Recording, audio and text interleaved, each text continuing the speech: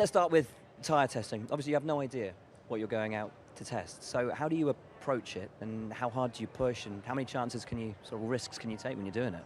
I mean, it's sort of here to try and learn what we're going to be getting for next year. I think everyone was on slightly different compounds. We were on the C1 compound, which is obviously a step harder than what we're running, than the hardest tyre that we're running this race weekend.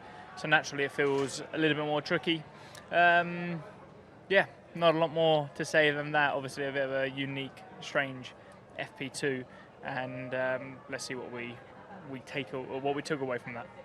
Let's listen about what you took away from the meaningful running for this weekend. Obviously some upgrades on the car. How have they worked? How confident are you going into the rest of the weekend? I think it worked okay, to be honest. FP1 was a bit of an odd session for everybody as well. There was a few teams who were looking very fast, a little bit unexpectedly. Some other teams who probably weren't as quick as we probably would have thought. And obviously having semi-missed FP2 because we were all running our own programs, we don't really know what the pecking order is.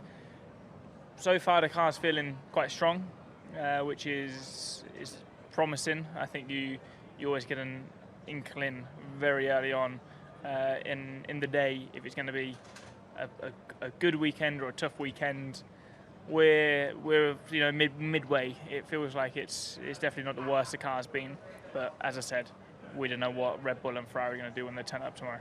We always hear you guys saying you can only focus on yourselves and just, be completely single-minded in that. But as you've said, you don't know where you are in the pecking order. So how much do you look at what everyone else is doing, and how much do you just focus on yourselves?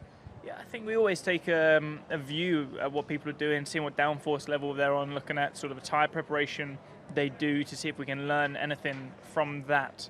But equally, we will always have our own problems that we need to resolve. But it's always interesting if there's a team that look outstandingly quick. I think Aston Martin were very fast in FP1. And if there's anything we can learn from that, then maybe that gives us a small direction. And equally, if a team, Red Bull didn't look as fast as they normally are, we might try and learn if they did something different that was probably hindering their performance. So, you've always got to keep your eyes open. So given that obviously FP2 was a bit of a strange one, FP1 as well was a slightly interesting order. Is it a bit of a head scratcher tonight, or do you think you've got an idea on the direction you need for tomorrow? I think we'll be okay. I think we should hopefully be in Q3 and fighting, for those top 6 positions. I'd like to think that we'll be ahead of the midfield cars this weekend, but I've learned in this sport to take nothing for granted. So, we're going to work as hard as we can overnight, try and make sure we've got a fast car. Pole is always a stretch for us, but, the race on Sunday, so I think we've got half a chance.